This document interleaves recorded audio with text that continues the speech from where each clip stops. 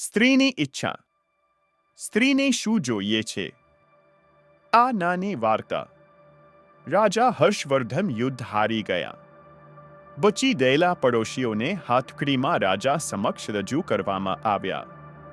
પડોશી દેશનો રાજા તેની જીતથી ખુશ થયો અને તેણે હર્ષવર્ધનને પ્રસ્તાવ મૂક્યો. જો તમે અમારી પાસે એક પ્રશ્નનો જવાબ લાવો તો અમે તમારું રાજ્ય પાછું આપી દઈશું, નહીં તો આજીવન કેદ માટે તૈયાર રહો.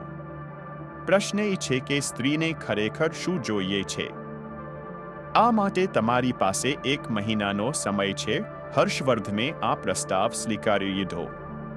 તે સ્થળે ગયો અને વિદ્વાનો અને તમામ ગૃહિણીઓને મળ્યો. તે નર્તકો, વેશ્યાઓ, દાસીઓ અને રાણીઓ, સાધ્વીઓ સહિત દરેકને મળ્યો અને જાણવા માંગતો હતો કે સ્ત્રીને ખરેખર શું જોઈએ છે.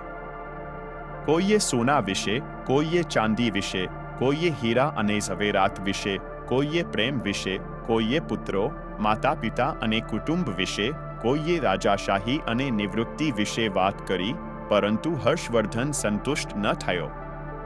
કોઈએ સૂચવ્યું કે દૂરના દેશમાં એક ચૂડેલ રહેતી હતી જેની પાસે દરેક વસ્તુના જવાબો હતા.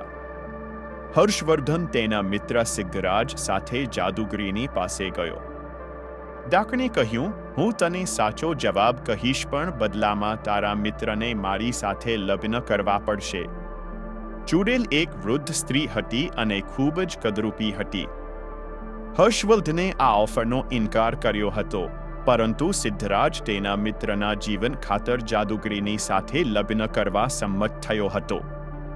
ડાકણે જવાબ આપ્યો, સ્ત્રીઓ પોતાના નિર્ણયો લેવા માટે આત્મનિર્ભર બનવા માંગે છે. આ જવાબે હર્ષવર્ધનને થોડો શ્રેય આપ્યો. પડોશી રાજ્યના રાજાએ પણ તે સ્વીકાર્યું અને તેણે તેનું રાજ્ય હર્ષવર્ધનને પાછું આપ્યું. અહીં સિદ્ધરાજના લગ્ન જાદુગરી સાથે થયા. જાદુગરીએ મધુરાત્રિના દિવસે તેના પતિને કહ્યું, તમારું હૃદય શુદ્ધ હોવાથી અને તમે તમારા મિત્ર માટે બલિદાન આપ્યું છે, તેથી 24 કલાકમાંથી હું 12 કલાક રૂપસીના રૂપમાં અને બાકીના 12 કલાક મારા સાચા સ્વરૂપમાં રહીશ. મને કહો, તમને શું ગમે છે?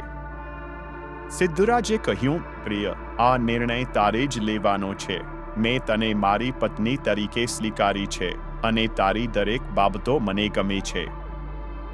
ડાકણે આ સાંભળતા જ તે સુંદર બની ગઈ. તેણે કહ્યું, ખરેખર આ મારું વાસ્તવિક સ્વરૂપ છે. મારી આસપાસના વિશ્વના દુષ્ટ લોકોને દૂર કરવા મેં એક કુરૂપ વૃદ્ધ સ્ત્રીનું રૂપ ધારણ કર્યું હતું.